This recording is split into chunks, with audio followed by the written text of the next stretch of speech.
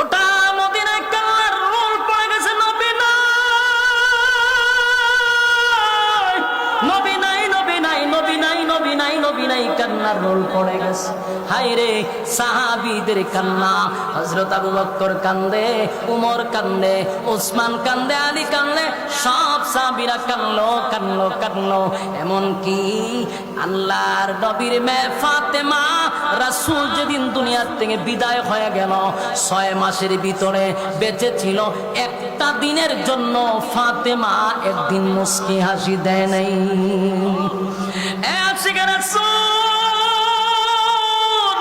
নবী দুনিয়ার থেকে বিদায় হওয়ার পরে আবু বকর কাঁদতে কাঁদতে কলিজা পুড়ে গেছে, মুখ দিয়া দুর্গন্ধ আসতো, কলিজা পুড়ে গেছে। খালি চিৎকার দিয়া বলতো, হায় রে আমার নবী নাই, নবী নাই, নবী নাই। আবু বকর কাঁদতে কাঁদতে কলিজা পুড়ে গেছে, চোখ দিয়া দাগ পড়ে গেছে, চোখ দিয়া পানি আসে না, রক্ত চলে আসে, এমন কান্নাটা কানলো। সাহাবীদের ইতিহাস দেখে কোথাও পাইলাম না একটা দিনে তারা মিছিল মিটিং করত, দিন শেষে তারা জিলাপি আর বিরিয়ানি খাইয়ে আনন্দ মিছিল করত। কোনো ইতিহাসে পাই নাই, পাইছি শুধু কান্নার রোল পড়ে গেছে, কান্নার রোল পড়ে গেছে।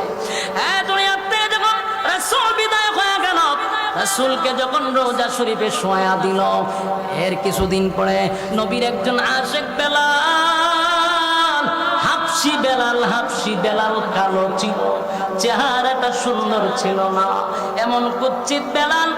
এত নিম্ন শ্রেণীর একজন লোক ছিল, তার বাবাও ছিল গোলাম, সেও গোলাম। মানুষের কাছে তার মূল্যায়ন না থাকলেও আমার মালিকের কাছে বেলালের সম্মান অনেক বেশি। বেলাল বলে, মদিনার মানুষের আমি মদিনায় যখন আযান দিছি, আমার নবীর পিছনে আমি একামত দিয়া নামাজ পড়ছি, আমি মুয়াজ্জিন, আমার নবী ইমাম রে। আজকে আমার নবী দুনিয়ার থেকে চলে গেছে, আমি যদি আজান দেই আর আমার নবীর চেহারাটা না দেখি, আমি বেলালের কলিজা ফেটে জাগাতি শেষ হয়ে যাব। তাই আমার আর মদিনায় থাকতে ইচ্ছা নাই। মদিনার অলিতে গলিতে আমি যেদিকে তাকাই, আমি দেখি আমার নবী এই রাস্তা দিয়ে হাঁটছে গো, আমার নবী এই জায়গায় বসে আমাদেরকে বয়ান করছে, আমার নবী অমুক রাস্তা দিয়ে হাঁটছে। আমি এইগুলো আমার চোখের সামনে আসছে, আমি আর বরদাস্ত করতে পারি না। নবীর বিরহ বেতায় বেলাল আর মদিনায় থাকতে পারলো না। মদিনায় থাকলো না কেন? কারণ বেলাল চিন্তা করলো, আমি এখানে থাকলে নবীর স্মৃতি আমার সামনে ভেসে আসবে। তাই বেলাল একদিন গাট্টি গুট্টা সব লইয়া মদিনা ছেড়ে সুদূর দামেস্কে চলে গেছে। এটা নবীর প্রতি মহব্বত আর মায়ায় বেলাল মদিনায় থাকতে পারলো না, দামেস্কে চলে গেছে। এই যুবক মায়েরা, রাসূলের ইতিহাস সাহাবায়ে কেরামদের জীবনে পড়ে দেখছি, গোটা মদিনায় কান্নার রোল পড়ে যাইতো। মদিনায় বেলাল থাকলো না, চলে গেল। কিন্তু বেলালও বেশি দিন থাকতে পারলো না, 6 মাস হয়ে গেল। বেলাল স্বপ্নে দেখে আমার নবী বেলালের কাছে আইসা বলে, বেলাল রে, ও বেলাল, 6টা মাস হয়ে গেল মদিনায় তুই আযান দিস না। বেলাল রে, একবারও কি মন চায় না আমার রওজার সামনে দাঁড়াইয়া তুই আমারে সালাম দিবি? বেলাল, সব সাহাবীর সালাম পাই, আমার বেলালের সালাম আমি পাই না। বেলাল রে, কেমনে রে বেলাল তুই আমারে ভুল লাগে? এ বেলাল, আমি নবীর কথা কি তোর মনে পড়ে না? যেই মাত্র এই স্বপ্ন বেলাল দেখছে, ঘুম থেকে জাগ্রত হইয়া বেলাল হাউ মাউ করে কান্না শুরু কইরা দিছে। আর একটা সেকেন্ড দেরি করে নাই বেলাল, একটা সেকেন্ড দেরি করলো না। আবার গাট্টি গুট্টা লইয়া মদিনার দিকে বেলাল রওনা দিছে রে। নবী আয়েশা বলতেছে, জাকাত দিতে হবে, পর্দা মানতে হবে, সুদ ছাড়তে হবে, ঘুষ ছাড়তে হবে। এই জন্য এটা মানতে রাজি না যেখানে নামাজ নাই, রোজা নাই, হজ নাই, যাকাত নাই, পর্দা নাই, সুদ নাই, ঘুষ, সয়লাব, সেটা মানতে রাজি। রাসূলের মিলাদ নিয়ে আলোচনা করলে কি হয়? নফল ইবাদত বন্দেগীর সওয়াব হয়। আমরা কোনো সময় মিলাদুন নবী অস্বীকার করি না। মিলাদুন নবী যারা মানে না এরাও মুসলমান হতে পারে না, কারণ রাসূলের মিলাদ আপনাকে মানতে হবে। কিন্তু এটা আলোচ্য, এটা কি, এটা আলোচনা করতে পারবে, যত আলোচনা করবেন। এমন কি কিতাবে লেখছে রাসূলের প্রস্রাব পায়খানা নিয়েও যদি কেউ আলোচনা করে আল্লাহ তার নফল ইবাদত বন্দেগীর সব দেয়। কিন্তু ভাই আল্লাহ আপনি আমার একটু কিছু মেধা দিয়েছে, ঠিক না? বাসাত গিয়ে বালচের সঙ্গে মাতালায় চিন্তা করবো যে 40 বছরের জীবনী একটু পড়ি তো, 3টা অধ্যায় আছে, আপনি পড়েন না কেন? আপনার বাপ দাদার ইচ্ছা পড়েন, যেগুলার কোনো এভিডেন্স নাই, কোনো অথেন্টিক কোনো ধরনের কোনো ডকুমেন্টস নাই, এটি সারা জীবন পড়তেছে আর ওয়াজ করতেছে। আপনি রাসূলের 3টা অধ্যায় নিয়ে পড়েন না কেন? 40 বছরের জীবন ইতিহাসে কোন বিষয়টা উম্মতের জন্য পালন করতে হবে একটা দেখায়া দেন, একটা দেখায়া দেন। আমার 14 গোষ্ঠী আপনার সাথে আছে, কথা কই না দিই? হ্যাঁ, আপনি কোনোদিন মরা পর্যন্ত সময় দিছি আপনার, কিন্তু আপনি এটা বোঝার চেষ্টা করেন 40 বছরের জীবন ইতিহাসটা আলোচনার বিষয়। যেমন আলোচনা কি, রাসূল জন্ম কিভাবে গ্রহণ করছে আমরা আলোচনা করতে পারবো, রাসূলের 40 বছরে কি কি করছে আমরা আলোচনা করতে পারবো, কিন্তু পালন করুন কেমনে রে ভাই? কুরআনে নাযিল হইছে না, 40 বছর পরে 23 বছরের জীবনীটাকে বলা হয় সিরাতুন নবী সাল্লাল্লাহু আলাইহি সাল্লাম। এটা আপনাকে শুধু আলোচনা করলে চলবে না, আপনাকে পালন করতে হবে। তাই অনেক মানুষ চিন্তা করে দেখছে যে এটা তো পালন করতে হয়, নামাজ পড়তে হয়, রোজা রাখতে হয়, এর লেগে এরা নাম দিয়েছে কিতাব মারেফত। কিতাব বলে এটা গুফন। রাসূলের বিদায় ভাষণে কোন জিনিস কি গুফন রেখে গেছে? জবাব দিবেন, জবাব দিবেন। রাসূল বলছে আমি যা আল্লাহ আমার কাছে বলছিল সব আমার উম্মতের মধ্যে প্রকাশ করছি, কোনো কিছু আমি গোপন রাখি নাই। তাহলে তুমি কয়টা আপনার ইলম নাই, এরা কেন জানে কয়টি মারিফতের ইলম আমরা নাই? রাসূল সব প্রকাশ করে গেল, তোর কাছে বুঝি আইনা আলাদা ওহী নাজিল করছে? নাজিল করতে পারে, শয়তান আছে তো। এদেরকে যদি জিগায় নামাজ পড়ত না করে হয় মারেফত ওয়ালার নামাজ লাগে না, আমরা সেই শরীয়তের কাজ শেষ করে পড়ছি। মারিফত শব্দটা তো গুফন, ইডিরে আলাদা দরজা লাগায় ইচ্ছা মতো সাইজ করে কোন যাবে গুফনে মাইট দিছি কোন খালি গুফন জায়গায় কেসন লাগবে, কথা ঠিক? আজকের থেকে স্পষ্ট আমাদের আকীদা আমরা প্রকাশ করলাম। বলুন আমরা এই মিলাদুন নবী বিশ্বাস করি কিনা? আমরা মিলাদুন নবী বিশ্বাস করি, এটাও বিশ্বাস করি মিলাদুন নবী বিশ্বাস না করলে ঈমান থাকবে না, কথা ঠিক?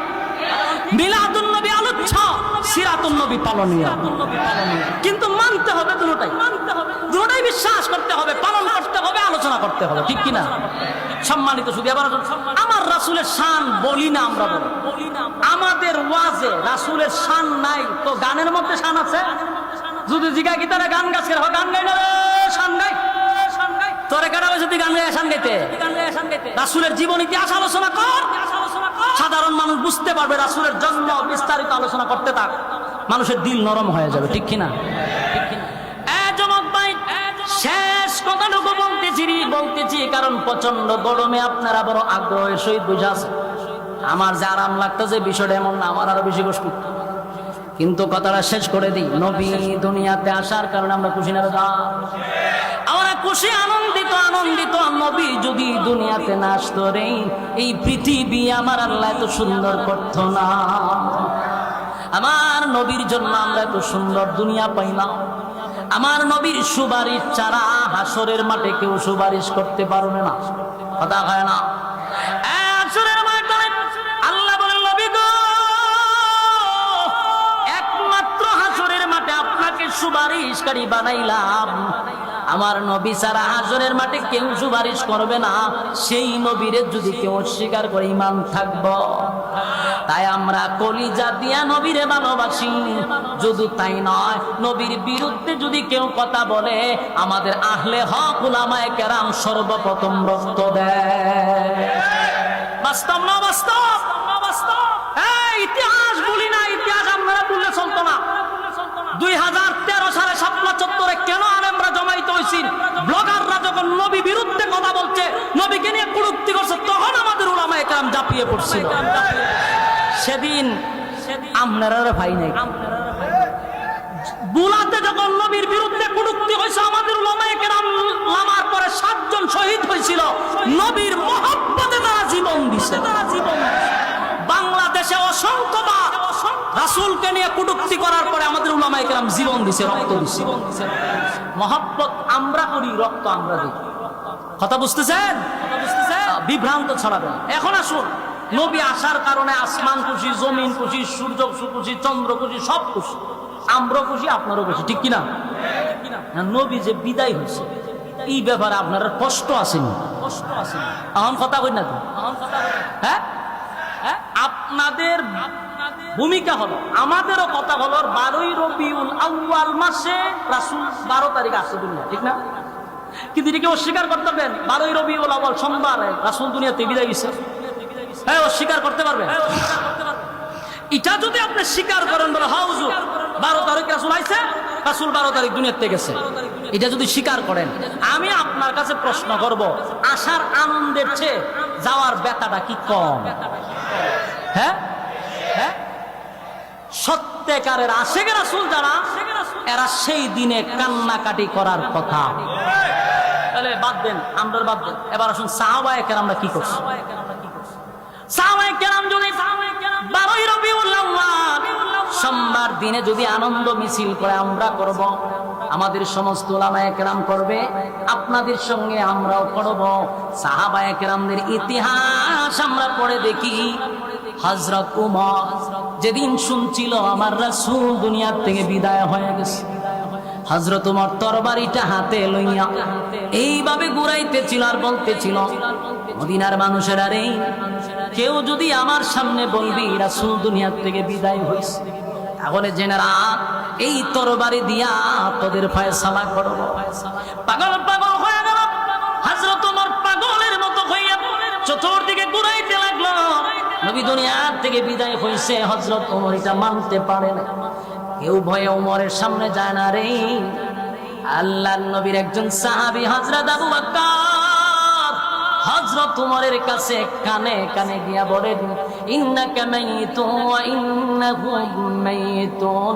হে ওমর, আল্লাহ তো বলছে আমার নবীও মরণশীল, মরতে হবে, দুনিয়া ত্যাগ করতে হবে, এটা নবীও। এবং আল্লাহ বলেন দুনিয়ার সমস্ত মাখলুক দুনিয়া থেকে বিদায় হতে হবে, মৃত্যুর স্বাদ সকলেরই গ্রহণ করতে হবে। কথা ঠিক? তবে আমাদের ইয়াকিন হলো, আহলে সুন্নাত ওয়াল জামাতের আকীদা হলো, আমার নবী কবরে এখনো জিন্দা আছে। আমরা আমাদের নবীকে হায়াতুন নবী বলে স্বীকার করি, ঠিক কিনা বলে?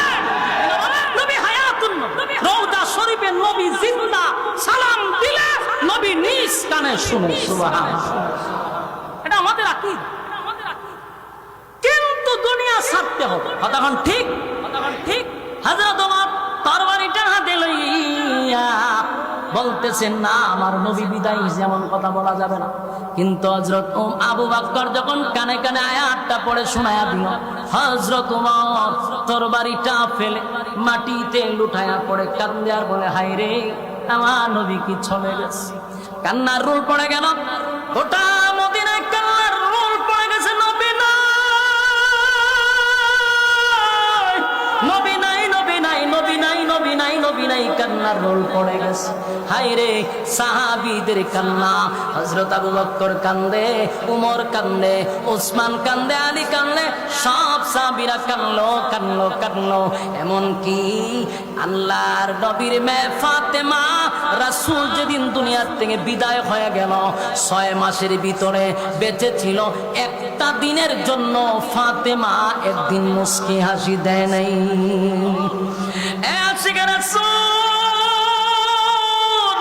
নবী দুনিয়ার থেকে বিদায় হওয়ার পরে আবু বকর কাঁদতে কাঁদতে কলিজা পুড়ে গেছে, মুখ দিয়া দুর্গন্ধ আসতো, কলিজা পুড়ে গেছে।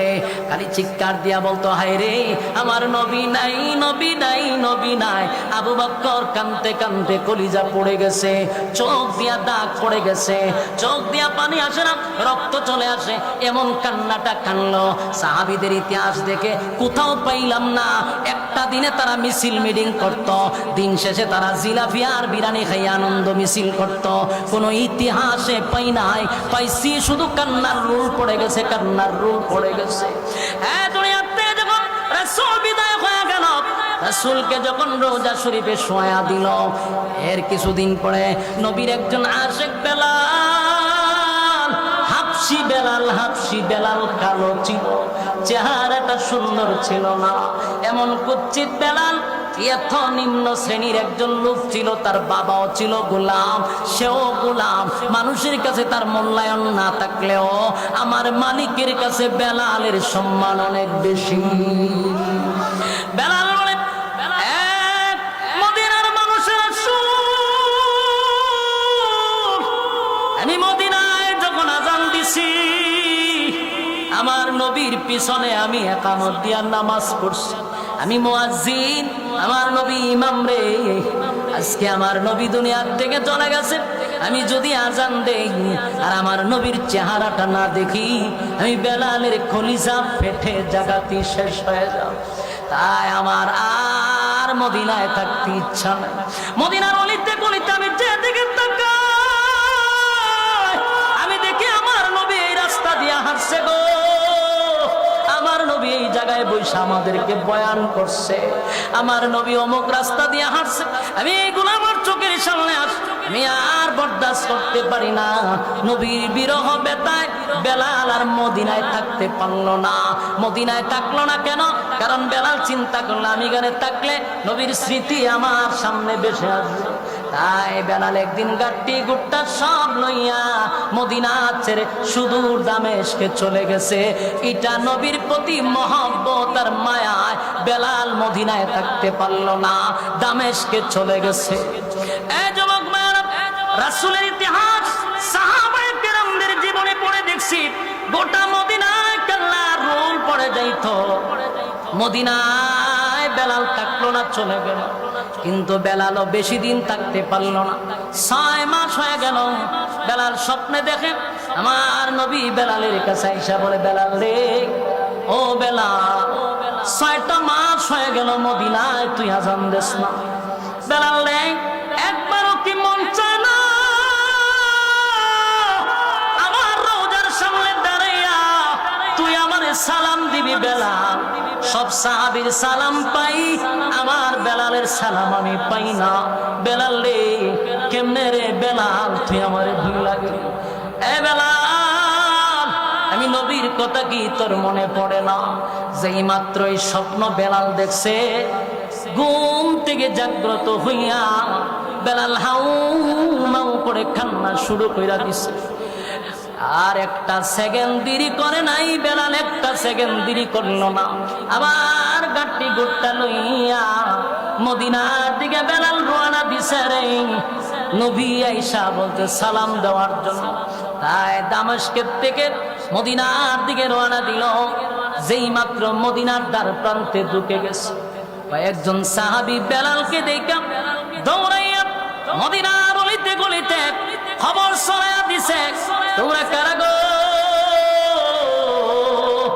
দেখো না, বেলাল কিন্তু মদিনায় চলে আসছে, নিশ্চয়ই আমার নবীও চলে আসছে। পাগল হয়ে গেছে, মদিনার মানুষটা পাগল হয়ে গেছে। এবার বেলাল মদিনায় এসে দৌড়াইয়া নবীর রওজার সামনে গিয়া, আসসালাতু ওয়াসসালামু আলাইকা ইয়া রাসূলুল্লাহ, আসসালাতু ওয়াসসালামু আলাইকা ইয়া হাবিবাল্লাহ, নবীর সালাম দেয়। বেলাল কইরাইয়া কান্নার বল, নবী গো,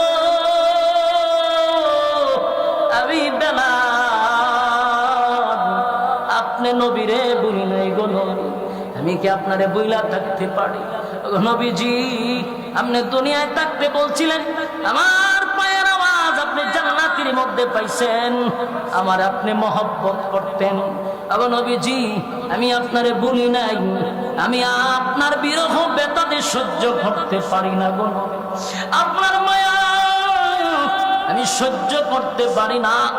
যেদিকে তাকাই গো নবী, শুধু আপনার স্মৃতি আমার চোখে ভাসে। তাই তো আমি দেশ ছেড়ে ভিন্ন দেশে চলে গেছি।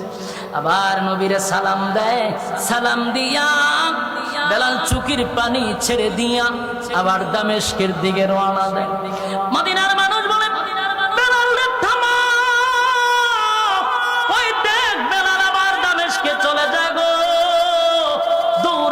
সবাই হাসাইন আর হুসাইনের কাছে গিয়া বলে, ও হাসাইন আর হুসাইন, আমরা কত বলছি বেলাল রে একটু দাঁড়ানোর জন্য, কিন্তু আমরা বেলালকে থামাইতে পারি নাই।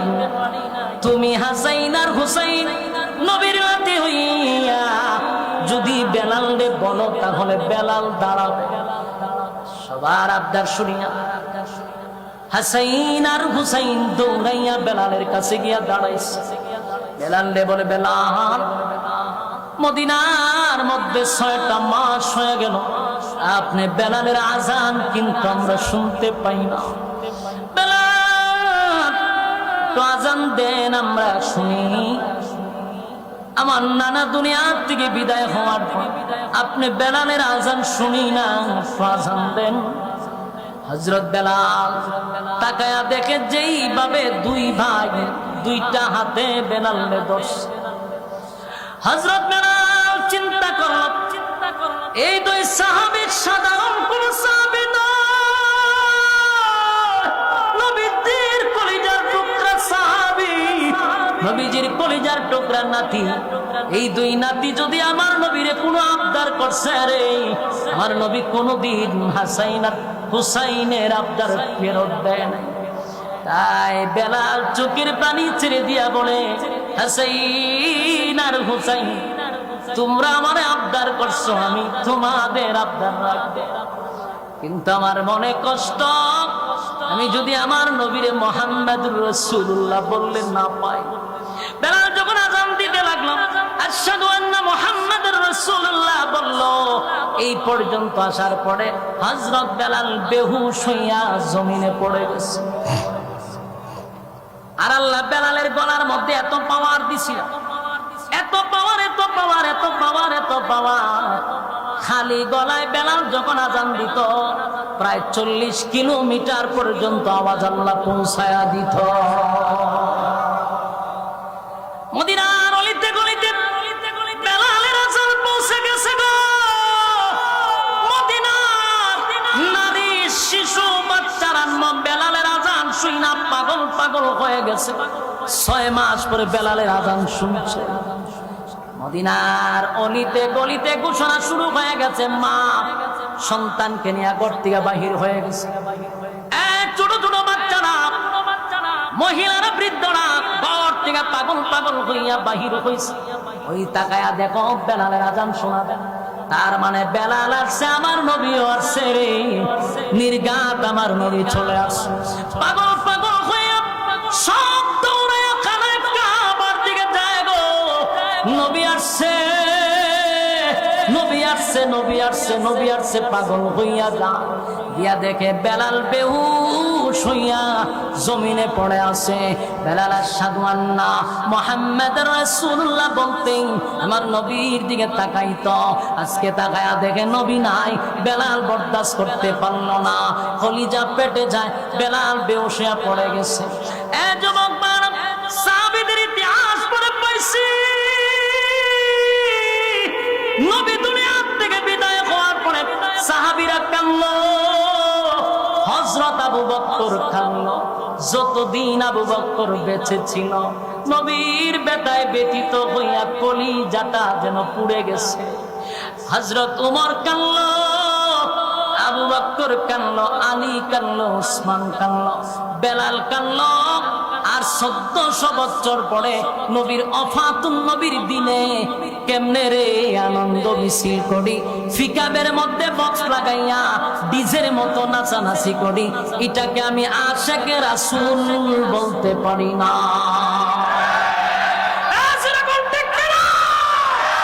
নবীর আশিকরা কোনোদিন আনন্দ মিছিল করতে পারে না, নবীর আশিকে রাসূল সেই দিন কান্নাকাটি করতে পারে না।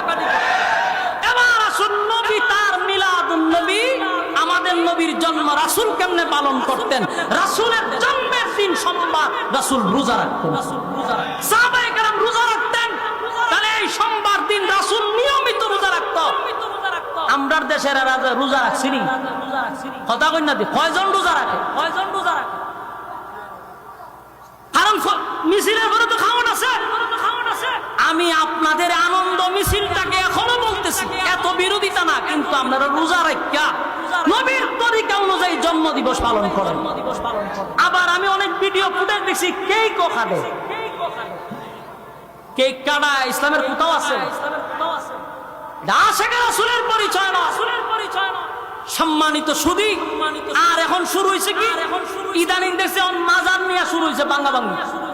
আমরা এটাও বলি মাজার বাঙ্গার পক্ষে আমরা না। কথা কি বুঝতেছেন? একদম ক্লিয়ার। বাংলাদেশে কোনো মাজার বাঙ্গা হোক এটা আমরা চাই না। আমরা চাই মাজারের মধ্যে যারা ইয়াবার ব্যবসা করে, মাজারের মধ্যে যারা গাঞ্জার ব্যবসা করে, মাজারে যারা সিদ্ধির ব্যবসা করে, মাজারে যারা নারী পুরুষ একত্রিত হয়ে বেপরদায় নাচানাচি করে, এমন দুষ্ট লোককে পেটের চামড়া তুলে ফেলবেন বাইরে। বন্দামি দূর করতে হবে, ঠিক কিনা বলো? আমরা আল্লাহর ওলিদের বিরুদ্ধে নয়, আমরা ওলিদেরকে সম্মান করি, এই জন্য কোন মাজারে আমরা সিদ্ধি ধরাই না। তোরা যে আশেকের রাসূলের পরিচয় দিয়া ওলিয়া উলিয়াদেরকে বেজ্জতি করতাছ, এই ওলিদেরকে আমরাও সম্মান করি না। তোরা গলাস, তোরা সিদ্ধি ধরাস, মহিলা লইয়া নাচানাচি করস, ফুল বাজনা বাজাস, এতে ওলির সম্মান বাড়ে না কমে? কমাস তোরা খোস আমদারে, দুটোটা তো মিলে না। কথা কর না দিক। কিন্তু মাজার বাংলার পক্ষে আমরা না, কারণ মাজার আল্লাহর ওলিরা শুয়ে আছে, মাজার জিয়ারত করা সুন্নাত সুন্নাত সুন্নাত। মাজার হলো জিয়ারতের জায়গা।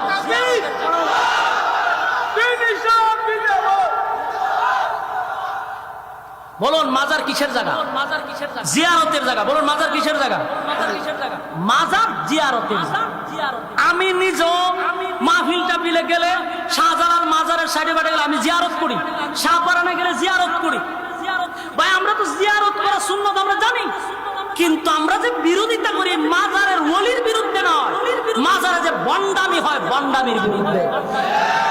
আর এই কথা মরার আগ পর্যন্ত বলে যাবো, এটা বন্ধু তো না। আপনি বন্ডামি করবেন আর আমরা করবেন মাজার বিরোধী। সূরা মাজার বিরোধী না, মাজারের বন্ডামির বিরুদ্ধে। ওলির দরবারটারে তোরা নাফাক বানাইতাছস, অসম্মানিত তোরা করতেছস। আমি ঢাকা মিরপুর 1 নম্বরে 3 বছর ছিলাম, আমার বাসা ছিল শেরালি বাজার। কি কয় শালি মাজার, এর পাশে আমার বাসা ছিল। আমি যা দেখছি তা আপনারা অনেকে দেখেন নাই। ওখানে গিয়া দেখি এইভাবে টানা শুরু করছে, জট মট লাগাইয়া বেড়া বেড়ি জটা জড়ি টাইন্য ছুটানি যায় না। জিগাইলে মিতা খরচ করে কইতা না করলে বাবের জগতে যেমন যায় না। বলুন তো দেখি, আমরা মাজারের পরিবেশ নষ্ট করছি না এরা করছে? এরা রে নবীর দুশ্মন কয় না, ওলির দুশ্মন করা কয় আমরা রে। বুঝা গেল সন্দেহ আছে। আমার কথা কি কোনো বেজাল আছে? বাস্তব কইছি না অবাস্তব কইছি? আমরা কি সত্যিকারের ওলির বিরুদ্ধে, না মাজারের ভিতরে যারা ওলির মাজারকে যারা কবরকে নাফাক করতেছে তাদের বিরুদ্ধে? তাদের বিরুদ্ধে। স্পষ্ট না অস্পষ্ট? স্পষ্ট কথা। তাই আমরা এখনো বলি যারা মাজার ভাঙতেছে তাদের ব্যাপারে বলছি, মাজার ভেঙে আপনারা কি বুঝাইতে চাচ্ছেন সেটার পক্ষে আমরা নয়। যদি সত্যিকারে ওলি থাকে সেটা হেফাজত করা আমাদের দায়িত্ব, বন্ডামি দূর করা আমাদের দায়িত্ব। কিন্তু অনেক জায়গাতে আছে আসলে এটার মধ্যে কোনো ওলিয়া উলিয়া নাই, হুদাও দিয়ে একটা ব্যবসার জন্য রাস্তার পাশে একটা ডেক দিয়া তো রাখছে আর একটা কাপড় দিয়ে ঘুরে তো রাখছে। বাইঙ্গে দাদা আসলে কোনো খবর নাই। বাস্তব না বাস্তব? আমার এলাকাতে মাদার ফোনে তো হুজুর আমরা সারা জীবন দেখছি বট গাছের নিচে একটা পাগল থাকতো, এটা জট মট লাগিয়ে থাকতো, এটা মরছে পরে এটা গাতায় মাদার দিয়েছে। এরকম বুয়া মাজার আছে না নাই? কিন্তু সত্যিকারের আল্লাহর ওলির মাজার যেখানে আছে সেখানে আমরা জিয়ারত করতে যাই। আমরা ওলিয়া উলিয়ার বিরুদ্ধে না। এই দেশে নবী রাসূল আসে নাই, এই দেশ ইসলাম প্রচার করছে ওলিয়া উলিয়ারা। অস্বীকার করার কোন সিস্টেম আছে? আল্লাহ আমাদের বুঝার আমল করার তৌফিক দান করুক, আমিন। দুরূদ শরীফ পড়েন, আল্লাহুম্মা সাল্লি আলা। আজ কেন পৃথিবীটা লাগে এত সুন্দর, সে কোন রূপকার সাজানো এ ছড়া চরে, সে কোন রূপকার সাজানো এ ছড়া চর। আজ কেন পৃথিবীটা লাগে এত সুন্দর, সে কোন রূপকার সাজানো এ ছড়া চর।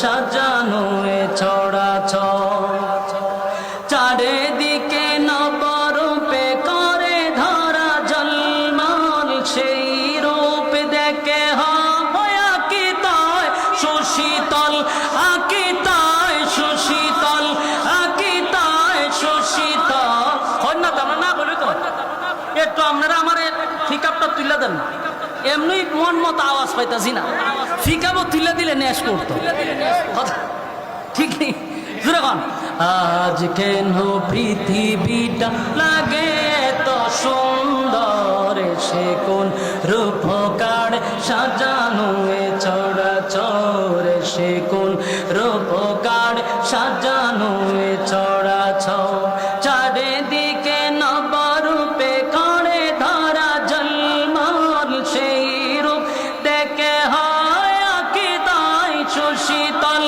আকিতায় সুশীতল আকিতায় সুশীতল কেটে গেছে কুচিত নিশীতের প্রহরে সে কোন রূপকার সাজানো এ চরাচর সে কোন রূপকার সাজানো এ চরাচর আজ কেন পৃথিবীটা লাগে এত সুন্দর সে কোন রূপকার সাজানো এ চরাচর সে কোন সাজানো এ বনে বনে ফুটে ফুল করে পাখি কলারাত সব কানে কেন এত আয়োজন সব আয়োজন সব আয়োজন সব জোড়ে মুখরিত গোটা মরু প্রান্তরে সে কোন